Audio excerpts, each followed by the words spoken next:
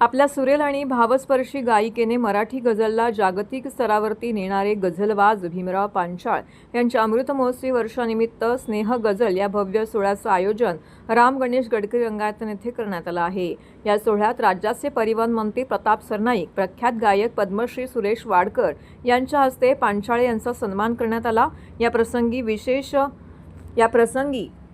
या विशेष प्रसंगी गझलवाज भीमराव पांचाळे आणि डॉक्टर भाग्यश्री पांचाळे यांनी मराठी व उर्दू गझलांची भावस्पर्शी स्नेह मैफिल सादर करत उपस्थित रसिकांना मंत्रमुग्ध केले। मराठी गझलला केवळ महाराष्ट्रातच नव्हे तर साता समुद्रापार पोहोचवण्यात भीमराव पांचाळे यांचे मोठे योगदान आहे। गझल सम्राट सुरेश भट यांच्यानंतर मराठी गझलांना सुवर्णकाळ प्राप्त करून देण्याचं कार्य त्यांनी केलं आहे। गझल कार्यशाळा, मुशायरे आणि मैफिलींच्या माध्यमातून त्यांनी या कलेचा प्रसार मोठ्या प्रमाणामध्ये केला आहे। मराठी गझलला हक्काचे व्यासपीठ मिळावे यासाठी त्यांनी गझल सागर प्रतिष्ठानची स्थापना केली आहे। या संस्थेमार्फत राज्यभर तसेच देशभरात अखिल भारतीय मराठी गझल संमेलनाचं आयोजन करण्यात आलं आहे, ज्यामुळे अनेक नवोदित कलाकारांना संधी मिळाली आहे। काय सांगणार, 54 वर्ष आपण गझलमध्ये गायक केलेलं आहे। आज सत्कार झाला ठाण्याचा गडकरीमध्ये।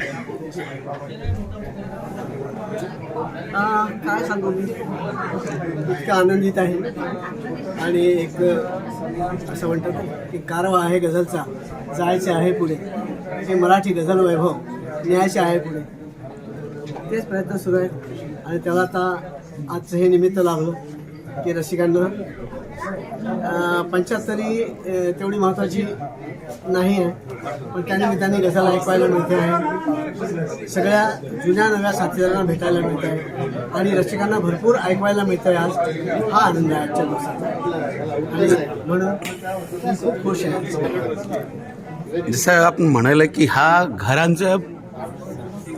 घरचं पोरांसाठी नाही, ते कलांसाठी आहे। ते जे गझलचं जे मान्य असतो ते कोणाला भेटत नाही, जे करतो त्यालाच भेटतं।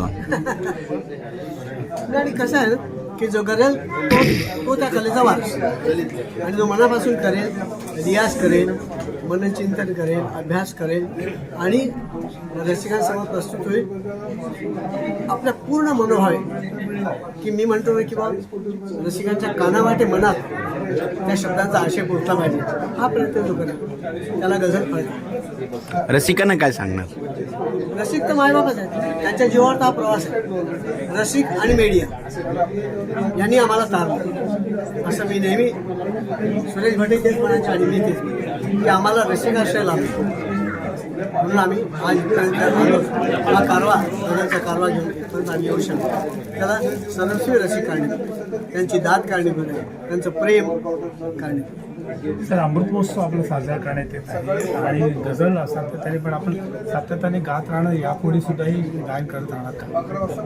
गायची इच्छा आहे, पण जोपर्यंत गळा चालतो, जोपर्यंत गळ्यामध्ये व्यवस्थित दम आहे, उतरत नाही, तोपर्यंत गायचं, पण हळूहळू गाणं कमी करायचं आणि शिकवण्याचं काम जास्त करायचं, अशी इच्छा। गझलचं गुरुकुल त्यासाठी असावं, असा एक मानस आहे। Thank you sir.